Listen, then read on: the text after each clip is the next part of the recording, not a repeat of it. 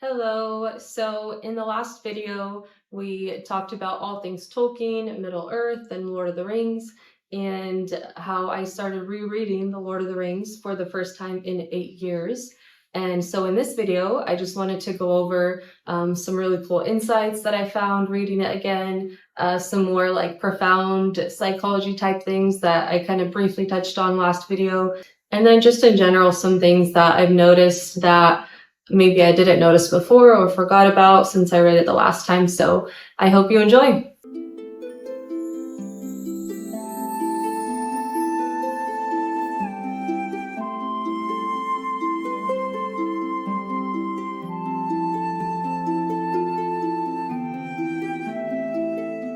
Okay, so one thing I wanted to touch on immediately is I mentioned that as beautiful the elves are and all that the Shire is like my world.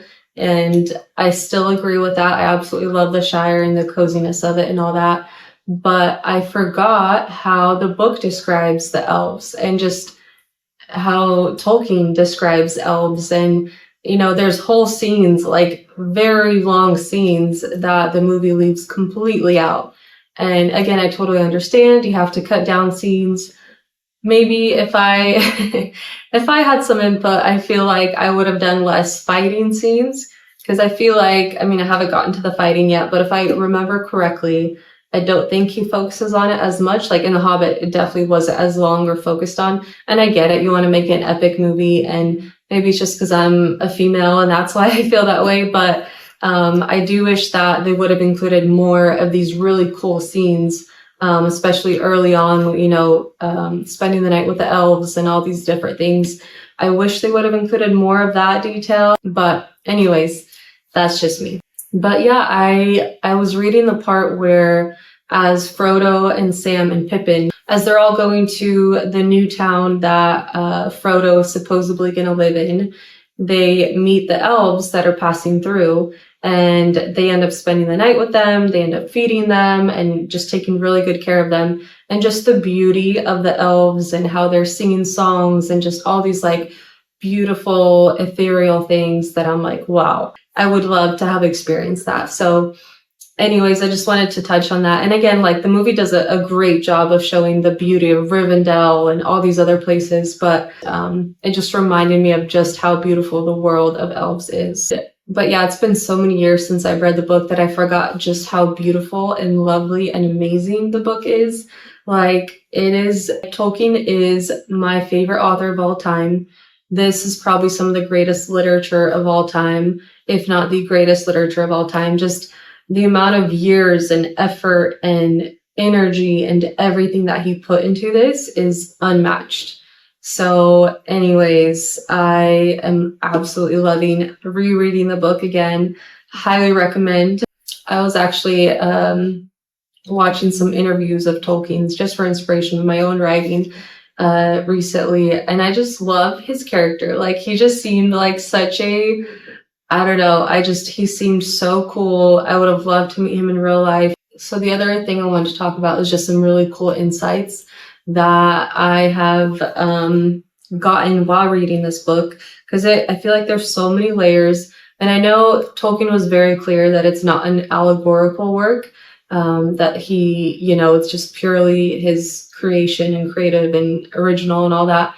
And obviously he got inspired by certain things, but he's like, no, it's not an allegory for World War II. So people were like, oh, is this because of the war that you wrote it? Is this what this and this means? And he's like, no, it's not an allegory.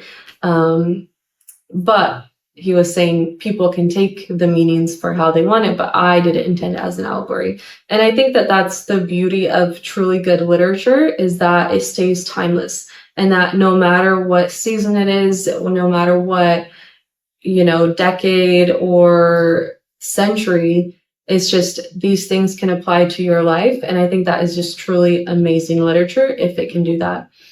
And anyway, so I just wanted to share some of those insights. So I'm going to do this by first reading a bit of the book of what I'm going to talk about, and then I'll talk about it afterwards. So the first one is right after Bilbo's big party, when he's about to leave the Shire for good. And he's talking to Gandalf, and Gandalf is basically telling him, you have to give up the ring now. And initially he's like, yeah, I'll give it up. Yeah, for sure. And then he just gets kind of crazy and angry. So I just wanted to read some of them. So Gandalf, in regard to the ring, is saying to Bilbo, you won't need it anymore, Bilbo, unless I am quite mistaken. Bilbo flushed, and there was an angry light in his eyes. His kindly face grew hard. Why not? He cried. And what business is it of yours anyway, to know what I do with my own things? It is my own. I found it. It came to me. Yes, said Gandalf, but there is no need to get angry. If I am, it is your fault, said Bilbo. It is mine, I tell you, my own, my precious, yes, my precious. The wizard's face remained grave and attentive, and only a flicker in his deep eyes showed that he was startled and indeed alarmed. It has been called that before, he said, but not by you. But I say it now, and why not? Even if Gollum said the same once. It is not his, but mine, and I shall keep it, I say. Gandalf stood up. He spoke sternly. You will be a fool if you do, Bilbo, he said. You make that clear with every word you say. It has got far too much hold on you. Let it go, and then you can go yourself and be free. I'll do as I choose and go as I please, said Bilbo. So anyways, they kind of get into it. And then Bilbo says, I'm not a thief, whatever he said, talking about Gollum. I have never called you one, Gandalf answered, and I am not one either. I am not trying to rob you, but to help you. I wish you would trust me as you used. He turned away and the shadow passed. He seemed to dwindle again to an old gray man, bent and troubled. Bilbo drew his hand over his eyes.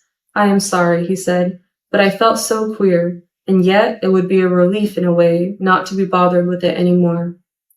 It has been growing on my mind lately. Sometimes I feel like it was an eye looking at me, and I'm always wanting to put it on and disappear, don't you know? Or wondering if it is safe, pulling it out to make sure. I tried locking it up, but I found I couldn't rest without it in my pocket. I don't know why, and I don't seem to be able to make up my mind. Then trust mine, said Gandalf. It is quite made up. Go away and leave it behind. Stop possessing it. And then Bilbo gives in and, says that he'll give it up, and eventually, with Gandalf's help, does give it up before he leaves for good. And as I was reading this, it was just the ring is an example almost of like what is holding you back from your full potential and your full identity in the life that you were meant to live. And obviously we saw with Gollum how it just completely destroyed his life. He kind of goes into that history later and talks about how, he was a normal, actually pretty bright, not quite a hobbit, but whatever creature he was, like totally normal, bright and everything. And then just all of a sudden when this ring came along, it possessed him in a way that, he ended up killing his friend and all the things.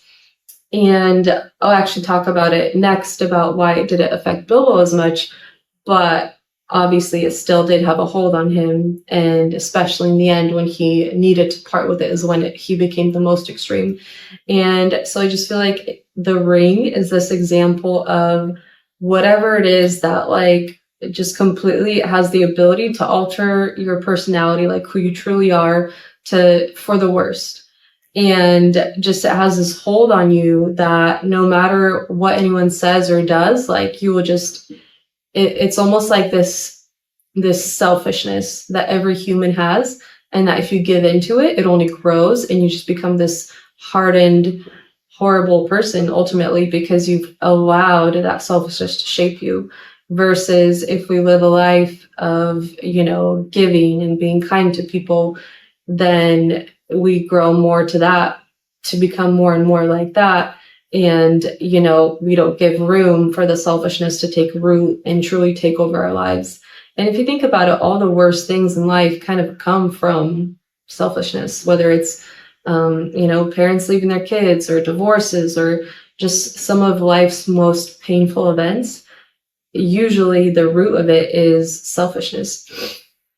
And so that's just kind of what it reminded me of. And I'm not saying that is what it is in the book or anything, but it was just an observation that, whatever it is, but it's like this evil thing that just takes hold of you and just makes you do things that you wouldn't have done otherwise. It reminds me of like Paul in the book of Romans, where he talks about, I do what I do, even though I hate that I do it, I don't want to do it, but I still do it. And that's kind of almost what Bilbo is saying.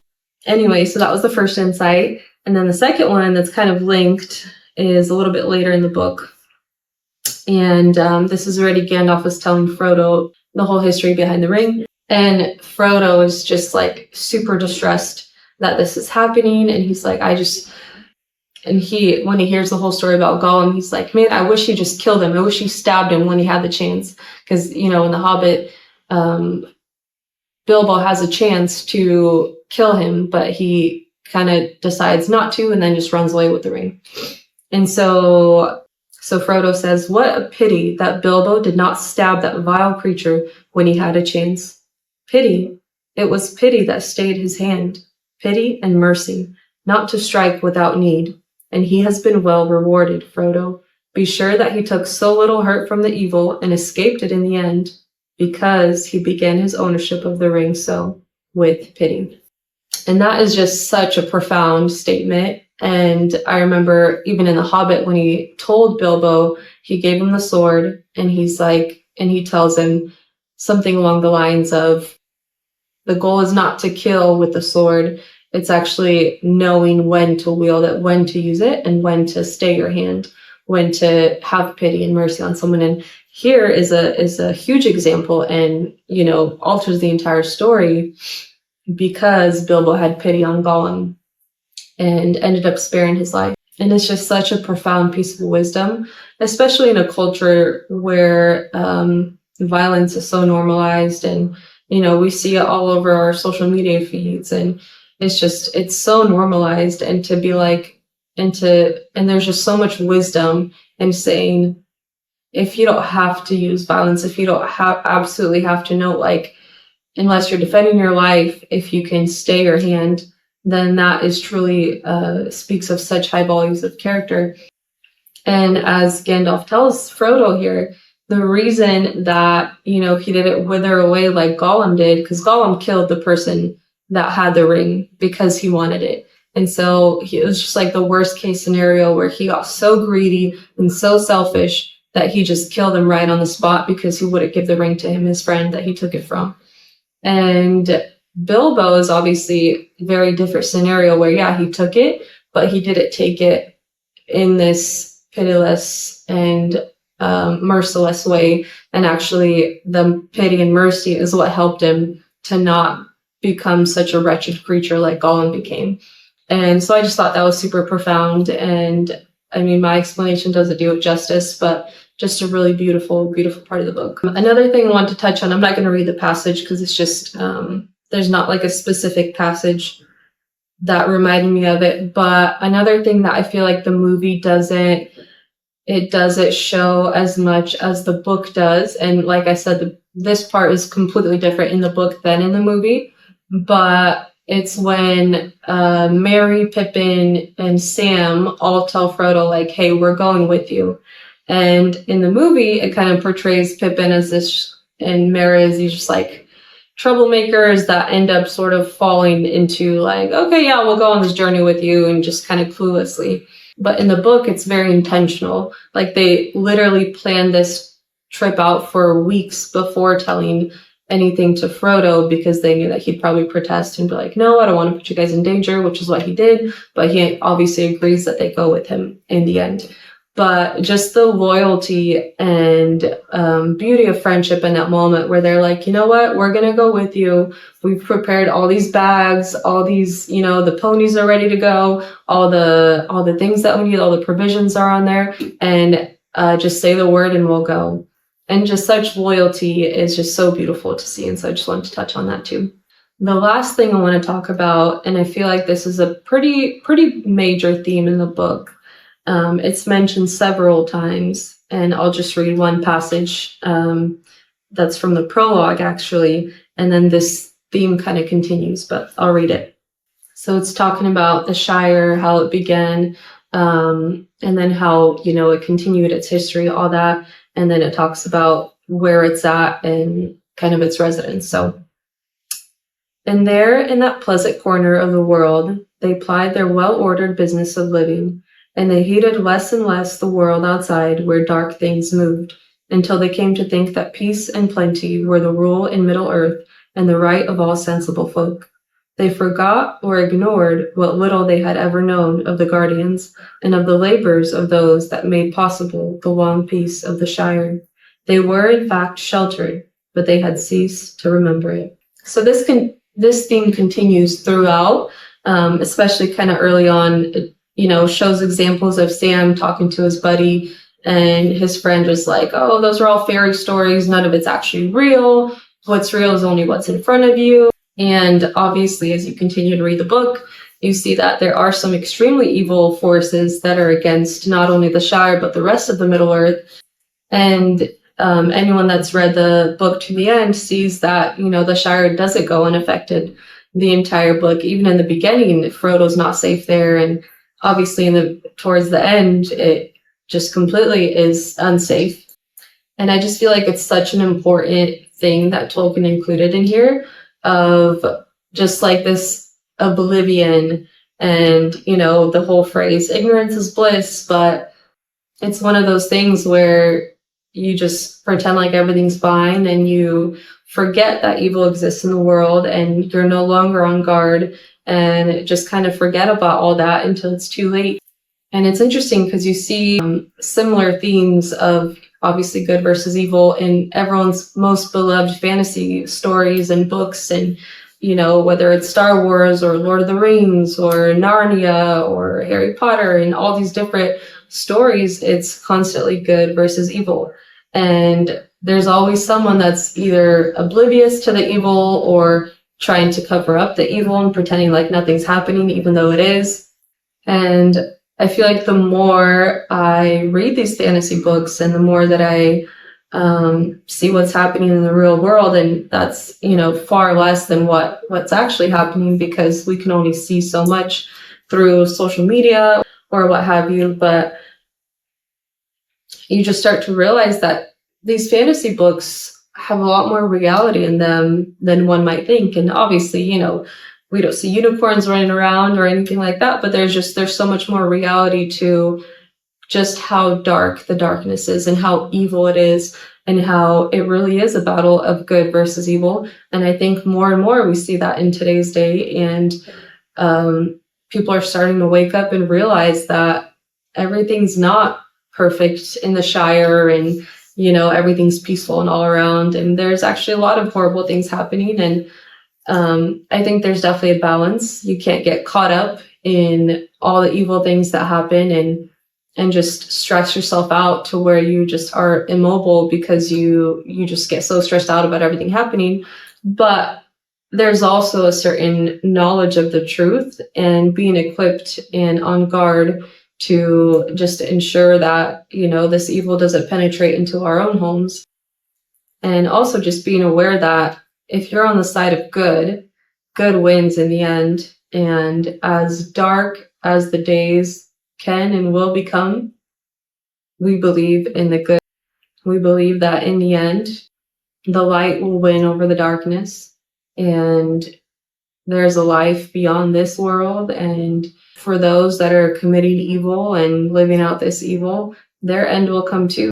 And there's actually a quote that I heard recently from an interview that I was listening to of Tolkien. And he said, because being made by a creator, one of our natural factors is wishing to create. But since we aren't creators, we have to sub-create. And so he was kind of talking about how everything that anyone creates, whether it's in literature or anywhere else, we can't create something brand new that has never been. There's an ultimate creator and we sub-create out of those things. And so that's what I mean when I say that, fantasy books aren't necessarily all fantasy. There's reality in all of them because they're all based on something that does exist in the world. And that was just a really profound theme in the book that I've been noticing of, you can't just be oblivious and shut your eyes out to the evil and just pretend like none of it's real and pretend like the evil part of the world isn't real. And that's not to say that you get caught up in it and get depressed, but it's just being aware and being on guard and realizing that this world is more than what the eye can see. And there's a lot that we don't know and a lot that we won't know until the very end. But I just, as I've been saying, I know that there's hope for the end and that good wins in the end, as it does in the book. And I believe it's the same for us. And as dark as the news get these days, and as dark as the world seems to get, let that be a reminder that good wins in the end. We are not alone in this fight. As Gandalf told Bilbo, he said, that was another big thing. He told him, he said, I am not trying to rob you, but to help you. I wish you would trust me as you used to. And to me, that was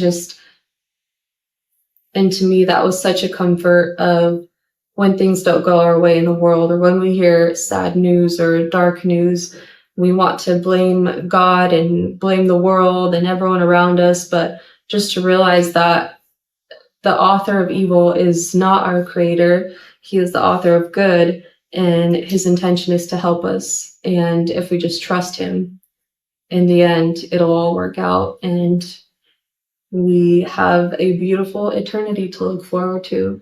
And I know that's how I ended my last video, but this book reminds me of it more and more. The more I read it, the more I realize just how beautiful that day will be and how beautiful even this life is. And that there are people around that help each other and will still fight for the light and fight for truth. And sometimes when it gets really dark, it brings out those that are in the light and that are really light and that shed a light on that darkness. And it just brings a certain hope. And even as I've been thinking about all these things these last few days, I have such a peace that everything's going to work out. And so I wanted to give you that same hope that everything will work out in the very end. And if it doesn't work out, it's not the end. I forget who said that quote, but it's a beautiful quote, and it's something along those lines. So I wanted to end along those lines with one of my favorite quotes of the entire book. And again, it's Gandalf and Frodo in dialogue. I wish it need not have happened in my time, said Frodo. So do I, said Gandalf. And so do all who live to see such times. But it is not for them to decide. All we have to decide is what to do with the time given to us. Yeah, just a beautiful quote, and it's actually one that's towards the end in the movies, I think, which actually makes sense because after you see all the turmoil that's happening, all the wars that are starting, and then that's when Gandalf says it in the movie. And I like it towards the end because this is before everything happens, but in the end, it has that much more weight of, maybe we don't want these dark times, and obviously no one does, but it's up to us to decide what we will do and how we will spend that time and how we will react to it. So with that, I appreciate you taking the time to listen if you've made it to the end, and I will potentially continue to share more as I read of the things that I'm rediscovering as I reread this book. So thank you so much. And if there's anything specific that you want me to talk about or go over, please leave a comment below. Other than that, happy reading.